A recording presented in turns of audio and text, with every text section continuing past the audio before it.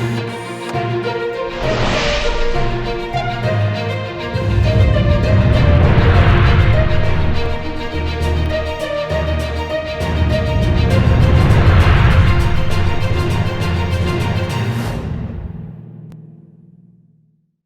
वालेकुम।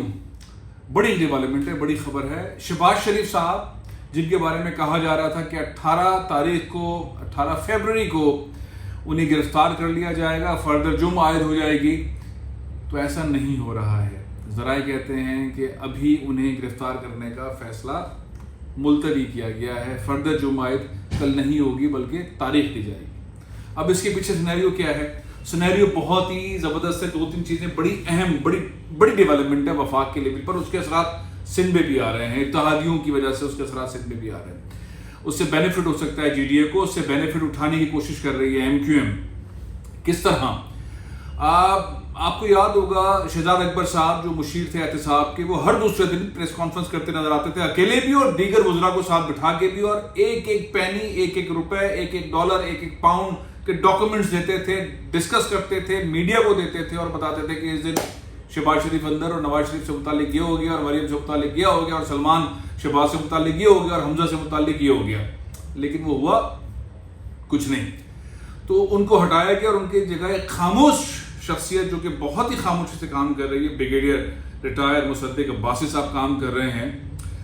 वो अब नहीं बोलेंगे, कभी नहीं बोलेंगे, मंजर आम पर नहीं आएंगे, लेकिन एक और साहब को अहम ओहदा दिया गया है और वो बोलेंगे और वो दबंग बोलेंगे और वो ऐसा बोलेंगे कि वही टीवी पर बोलते दिखाई देंगे और वो एक एक केस के चीथड़े उड़ा देंगे, एक एक चीज को एक्सप्लेन करेंगे, एक एक चीज को वो अगर मुस्लिम लीग नून के वकला की जानिब से या पाकिस्तान पीपल्स पार्टी के रहनुमाओं के वकला की जानिब से हुकूमत या नैब के ऊपर कोई आवाज आएगी कोर्ट के अंदर तो जवाब मिलेगा और कोर्ट के बाहर आएगी तो दबंग जवाब मिलेगा।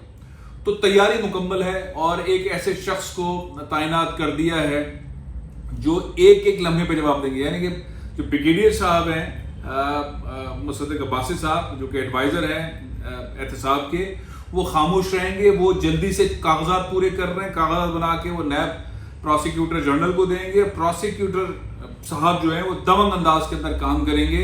अब नई फील्डिंग तय हो गई है, नई फील्डिंग तय हुई है और एग्रेसिव फील्डिंग है। अब वो जो होता था कि वो शहजाद अकबर साहब औने पौने बात करते थे, अब वो नहीं है। काम करने वाली टीम अलग, सजाएं दिलवाने वाली टीम अलग और अदालत में और अदालत के बाहर जवाब देने वाली टीम अलग। नई प्लानिंग के साथ सिनेरियो जो है वो सामने खड़ा हो रहा है। कौन साहब हैं? आज उन्होंने मीडिया से बात की है, बड़े ही किस्म के आउटस्टैंडिंग सीनियर वकील हैं।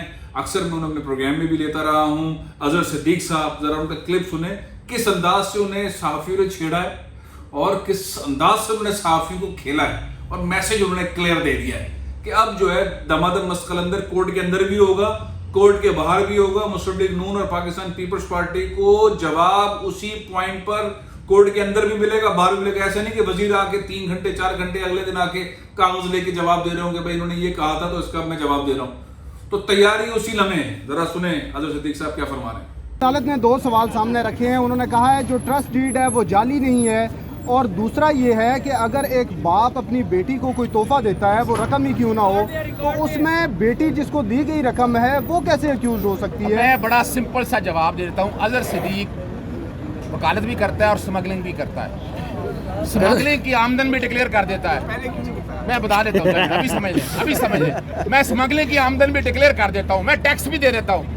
मैं टैक्स से तो बरी जुमा हो जाऊंगा, लेकिन जो स्मगलिंग का एलिमेंट है, या फर्ज करें मैंने कोई ड्रग से पैसे कमाए या करप्शन से, उसकी सजा मुतलका कवानीन के तहत होनी है। और वो जायदाद अगर कोई और खरीद ले तो वो उतना ही कसूरवार है। याद रखिएगा, बड़ी क्लैरिटी के साथ आज के चलो, मुझे पता हो कि ये प्रॉपर्टी काले धन से खरीदी गई है, अगर मैं खरीद लूं तो कल वहां पर डिक्लेयर हो जाए कि ये प्रॉपर्टी काले धन से की है तो मेरे से भी प्रॉपर्टी चली जाएगा। ये बड़ा वाज़ेह कानून है और ये सारी चीजें मैं बता दूं आपको। अजहर सिद्दीक साहब ये दलाइल महकम से कुछ बचा के आप अदालत के लिए भी रख लें। अब मैं मेरा सवाल तो ये आपका काम है, सवाल मुझसे वो पूछे ना, आप दलाइल पे ना बात करें, मुझे चले।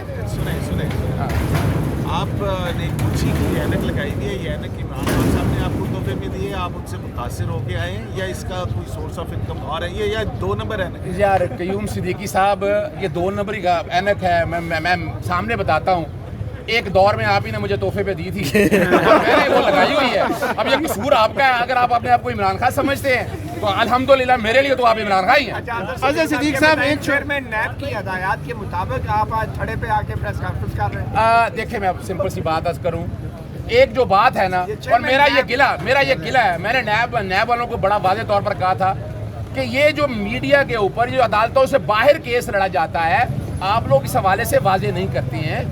कौम के सामने सारे हकायक रखे, आकर ये फेस करें जो अदालत में है। देखिए जो बात अदालत में बाहर आप करें, कोई हर्ज नहीं है। और इजाजत दी आपको? देखिए मैं देखिए जी, ये मेरे अपने तौर पर जो मेरा अपॉइंटमेंट हुआ है, ये डिसाइड जी मैं ये बताता चलूं, मैं बतौर प्रोसिक्यूटर नैब अपने इख्तियारात को इस्तेमाल करते हुए ये मैं कर रहा हूँ। बहुत शुक्रिया सर, मैं no comment sir, thank you sir. अच्छा अजहर सिद्दीक साहब, एक चीज बताएं कि अब आपने ये फैसला कर लिया है कि केस अंदर भी लड़ा जाएगा और बाहर भी, मतलब मैं इसका जवाब देता हूँ। मैं शायद आज के बाद इस पे शायद बात ना करूँ, अगर कोई आकर बात करेगा उनकी तरफ से तो उसका जवाब देने का मैं हक रखता हूँ और मैं जवाब जरूर दूंगा, वरना आप जेल में रखिएगा, मैं कभी कोई पहल नहीं करूंगा। अगर वो बात बाहर आके करेंगे तो जो अंदर बात होगी उसका जवाब देना बड़ा जरूरी है, ताकि कौम को सच पता लग सके। सर प्रोसिक्यूशन चले बात इजाजत सर, आखिरी अजहर सिद्दीक साहब उन वकला में शामिल हैं जिन्होंने टू द पॉइंट फैक्ट्स के ऊपर हमेशा बात की और जबरदस्त बात की। तो अब इनका मैच पड़ गया है मुस्लिम लीग दीन और पीपल्स पार्टी के वकला से, लीडरों से, इनसे, और ये नैब की तर्जुमानी करेंगे, ये केस भी लड़ेंगे। ये अंदर जो था ना वीक प्रोसिक्यूशन वाला सिलसिला, अब गया, अब ये सिलसिला गया, ये अब जवाब मिलेगा और रिजल्ट्स मिलेंगे। और तैयारी के साथ जो केस वो बताया करते थे कि नक्सल केस है और इसके अंदर ये फिट हैं, तो वो लीड भी करेंगे, फाइट भी करेंगे, मीडिया में भी लड़ेंगे, अपोजिशन को जवाब भी देंगे। तो 4-5 जॉब जिनको मिल गई है, मेरा ख्याल है कि ये जबरदस्त अब मैच होने वाला है जो अब हम देखेंगे। लेकिन कल शहबाज शरीफ साहब के ऊपर फर्दर जुर्म आयद नहीं हो रहा मनी लॉन्ड्रिंग केस के अंदर, उनकी गिरफ्तारी नहीं हो रही। बहुत सारे लोग ये कह रहे थे हो जाएगी, जावेद चौधरी साहब कह रहे थे, फराने साहब कह रहे थे, खैर मैं एंकर्स के नाम कोड नहीं करता, लेकिन सबके सब यही अक्सर ये देखा रहे थे कि 18 तारीख ये है, अगर वो गिरफ्तार हो गए तो हुकूमत का पलड़ा भारी है, अगर वो गिरफ्तार नहीं हुए तो अपोजिशन का पलड़ा भारी है। लेकिन मामला ये है कि सही तैयारी नैब की नहीं है, तो नैब अपनी नई टीम बना के तैयारी करके फिर वो गेम खेलेगी। और उसके बाद जाहिर है कि इन्होंने एक वक्त में शहबाज शरीफ साहब ने फर्द जुमायत होने की सूरत के अंदर जो है वो आगे होना ही है, तैयारी वाली टीम जो है वो आ गई है। ठीक है, नोटिफिकेशन भी आप देख लीजिए। अच्छा जी, दूसरा सीन क्या हुआ है, फरूक नसीम साहब ने स्पीकर से मुलाकात करके कह दिया कि 700 से ज्यादा जो हमने तजावीज़ दिए हैं कि कानून और आइन के अंदर तब्दीली होगी और किस तरह से सजाएं चलेंगी, किस तरह से अदालतें चलेंगी, किस तरह से सजाएं होंगी, किस तरह से बयानात कलमबंद होंगे, किस तरह से वीडियो ऑडियो बयानात कलमबंद होंगे, किस तरह से सारे प्रोसेस चलेंगे। ये जो तजावीज़ उन्होंने दिए हैं ये गेम चेंजर है पाकिस्तान के लिए। फरूक नसीम साहब ने पाकिस्तान का, मेरे हिसाब से जो अवार्ड देने थे ना, वो सबसे बड़ा अवार्ड जो है फरूक नसीम का होना चाहिए था। दूसरा बड़ा अवार्ड शाह महमूद कुरैशी साहब का होना चाहिए था। तीसरा जो इंटरनेशनली खेल रहे हैं, जो सिस्टम को चेंज कर रहे हैं, अब टिकट और डाकखाना ठीक करने वाला वो भी अच्छा काम है, रोड को ठीक करने वो अच्छा काम, लेकिन उनको उन्होंने अवार्ड दे दिया नंबर 1, और उसके बाद ह्यूमन राइट्स वालों को दे दिया जिनका पता ही नहीं चल रहा था। खैर वजीर आजम जिसको भी अवार्ड दे, लेकिन पब्लिक के अवार्ड जो हैं जो गेम चेंजर हैं उसमें फरूक नसीम मैं समझता हूँ और शाह महमूद कुरैशी का बड़ा अवार्ड बनता है।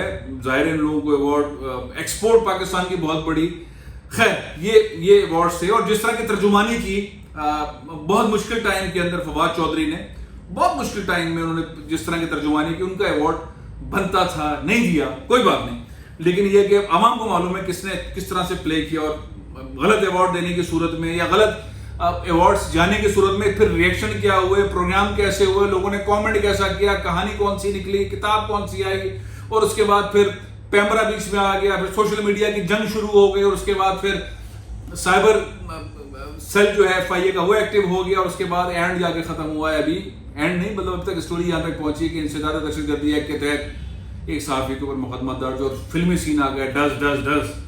तो गेम तो आगे बढ़ेगा ही, सुन रहे जो कानून भी लेकर आएंगे और सख्त कानून लेकर आएंगे। लेकिन बहरहाल अब जो मजबूरी तौर पे सूरत हाल है, फरौन नसीम साहब पार्लियामेंट में वो डॉक्यूमेंट लेकर आ रहे हैं, जल्दी से वो पास होगा और वो सेनेट से भी पास कराया जाएगा और पाकिस्तान के अंदर जो नई सब बंदी हो रही है कानून की, उसके तहत नई कोर्ट्स बनना, उनके नए सिस्टम के तहत केसेस चलना, एक टाइम लिमिट के अंदर गवाहान का पेश होना, उसी के अंदर तारीख पे तारीख वाला गेम खत्म होना, केसेस को जल्दी खत्म करना, ये सारा शामिल है। तो ये जो अदालतों के अंदर लाखों केस पड़े हुए ना, ये सारे निपटेंगे। बड़ी डेवलपमेंट मैं आपको बता रहा हूं, इसके अंदर एस्टेब्लिशमेंट भी शामिल है, इसमें हुकूमत भी शामिल है। इमरान खान के लिए जिसे कहते हैं कि बहुत बड़ा छक्का होगा, इसमें सारे लोग जो हैं वो अंदर होते हुए दिखाई देंगे, बहुत ही बड़ा गेम होगा। आ जाए जी, अब बड़ा मामला यह है कि इत्तेहादी हैं 24 नेशनल असेंबली में, अभी उनको वजारतें दी हुई है 7 या 8, काफ लीग, जीडी और एमक्यूएम। अब जाहिर है कि हुकूमत को अपोजिशन से तो खतरा है नहीं, अपोजिशन तो फर्द जुर्म और इस टेंशन के अंदर फंसी भी है, अपोजिशन कुछ नहीं कर सकती, वो अदम एतमाद की तहरीक वाला गेम नहीं कर सकती। उन्हें एक सबसे पहले अदम एतमाद की तहरीक के लिए सबसे इंपॉर्टेंट काम यह है कि उन्हें एक कैंडिडेट सामने लाना है। अपोजिशन के लिए बहुत मुश्किल है कि सारी अपोजिशन की पार्टियां किसी एक कैंडिडेट पे जो कायदे ऐवान वो मुकर्रर करें, रखे अपने जहन के अंदर, जो वजीर आजम यानी कि वो उस पर मुत्तफिक होना बहुत मुश्किल है। जरदारी साहब चाहते हैं मैं हो जाऊं, शहबाज शरीफ साहब चाहते हैं मैं हो जाऊं, ज़ाहिर हर आदमी चाहता है मैं हो जाऊं। कभी कहते हैं कि राजा परवेज अशरफ साहब का नाम ले आएंगे, कोई कहता है फलाने का नाम ले आएंगे, लेकिन ये मुश्किल चीज़ है। इसलिए अपोजिशन से हुकूमत को खतरा नहीं है। खतरा जो हुकूमत को है वो इत्तेहादियों से है कि सब कह तो रहे हैं लेकिन बहरहाल उनके मुतालबात हमने पूरे नहीं किए हैं, तो अब बड़ी कैबिनेट की जा रही है और कैबिनेट को स्ट्रेच किया जा रहा है। तो 24 इत्तेहादियों में से 7 को तो वजारतें, यानी कि 24 मेंबर है, 7-8 तो वजीर बने हुए हैं। अब 3-4-5 और वजीर बना रहे हैं, अपने लोगों को भी रोकने के लिए, समझाने के लिए, बल्कि ज्यादा बना रहे हैं और इत्तेहादियों के लिए।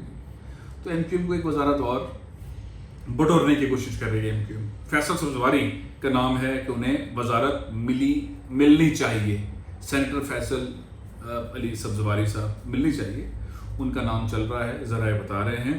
जीडीए भी चाहती है उन्हें वजारत मिलनी चाहिए, एडवाइजरशिप मिलनी चाहिए, स्टेट मिनिस्टरशिप मिलनी चाहिए, उनका भी मामला है। काफिर चाहती है उन्हें एक और मिलनी चाहिए और इमरान खान साहब को इनको भी रोकना है। फिर अपनी पार्टी के भी चंद लोग हैं जिनको उन्होंने संभालना है। तो पंजाब के अंदर उन्होंने कैबिनेट के अंदर लोग लेके आने, क्योंकि वो स्विच होते दिखाई दे रहे हैं। तरीन साहब, जहांगीर तरीन साहब की मूवमेंट है और लोगों की मूवमेंट है, उसका असर तोड़ने के लिए, अपने लोगों को हैंडल करने के लिए, लोकल गवर्नमेंट इंतखाबात के अंदर बेनिफिट हासिल करने के लिए कुछ वजारतों का गेम है।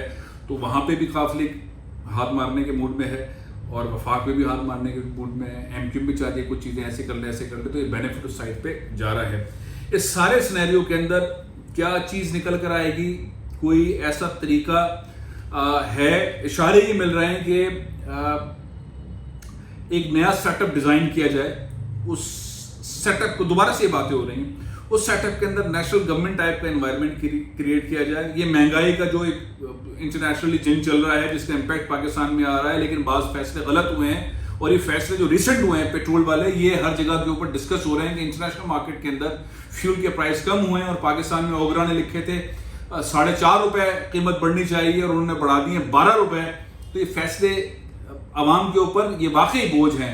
एक इंटरनेशनल मार्केट के कैलकुलेशन के तहत होना था वो अलग है, लेकिन ये गलत फैसले किसने किए हैं? और उससे जाहिर है कि एक एनवायरनमेंट बहुत खतरनाक, यूटिलिटी स्टोर्स के ऊपर खाने की अशिया बहुत महंगी है, सब्जियां महंगी हो गई हैं, किराए महंगे हो गए हैं, हर चीज़ महंगी हो गई है। तो ये गलत फैसले बार बार हो रहे हैं, इन गलत फैसलों को रोकना चाहिए। तो एक चीज़ ये भी चल रही है कि क्या इत्तेहादियों के और सिस्टम को मिला के कुछ हुकूमत बनाई जाए और वो हुकूमत चलाई जाए और थैंक यू बोला जाए इमरान खान साहब को। इमरान खान साहब चाहते हैं कि मेरे 90s में आ गया हूँ, अब सेंचुरी कर लूँ, मैं अपना पूरे 5 साल मुकम्मल कर लूँ। तो वो तकदो के अंदर लगे हुए हैं कि मैं यहाँ भी अकोमोडेट कर दूँ, एमक्यूएम को भी अकोमोडेट कर दूँ, काफ लीग को भी कर दूँ, जीडीए को भी कर दूँ, पंजाब में भी कर दूँ, अपने ओवर्स 5 जो बाकी रह गए हैं 1.25 साल उसको मुकम्मल कर लूँ और अगली इनिंग में चला जाऊँ और फिर टॉस लेके बैटिंग पे आ जाऊँ, सिनेरियो चेंज कर दूँ। तो वो अपने उस पर लगे हुए, लेकिन एस्टैब्लिशमेंट जो है वो आवाम के गुस्से को, आवाम के उसको कैलकुलेट कर रही है कि अगर हमने इनको बारी इनकी बढ़ा दी, इन दैट इन्होंने फिर ऐसे 2-3 ओंगे पोंगे फैसले कर दिए और आवाम सड़कों पे आ गई और शोर मचाना शुरू कर दिया, तो कौन संभालेगा? क्योंकि इस हुकूमत के अंदर आवाम को संभालने की कैपेसिटी नहीं है, इनके वज़रा के अंदर आवाम को हैंडल करने की कैपेसिटी नहीं है। अपोजिशन में भी नहीं है, लेकिन अवाम के दर्द को एस्टैब्लिशमेंट कैलकुलेट कर रही है और उस बुनियाद के ऊपर ये कौमी गवर्नमेंट वाला साइकिल चल सकता है अगर मजीद गलत फैसले हो। अदम एतमाद से कोई खतरा नहीं है, लेकिन जो इत्तेहादी हैं वो एस्टैब्लिशमेंट के कहने पर ही साथ है ना, तो वो स्विच कर सकते हैं। ये है सूरत हाल। मजीद एक दो और बड़ी डेवलपमेंट है, लेकिन बड़ी खबर यह है कि अभी शहबाज शरीफ गिरफ्तार नहीं हो रहे हैं, उनके ऊपर फर्द जुमायत नहीं हो रही है और फरूक नसीम साहब एक ज़बरदस्त किस्म का फार्मूला लेकर चढ़ दौड़े हैं नैब की अदालतें और सिस्टम को बनाने के लिए और सिस्टम को आगे बढ़ाने के लिए। देखते हैं क्या होता है और कमेंट ज़रूर दीजिए और कमेंट में खुलकर कमेंट कीजिए जो चीज़ आपको समझ आ रही है। मैं फैक्चुअल बातें कर रहा होता हूँ और जो चीज़ें ज़राए बता रही होती हैं वो चीज़ें आपके सामने ला रहा होता हूँ। कमेंट करें, उससे बहुत सारी चीज़ें खुलकर सामने आती हैं। प्रोग्राम ये ख़त्म कर रहा हूँ, कल फिर हाजिर होऊंगा। इजाज़त दीजिए। पाकिस्तान जिंदाबाद।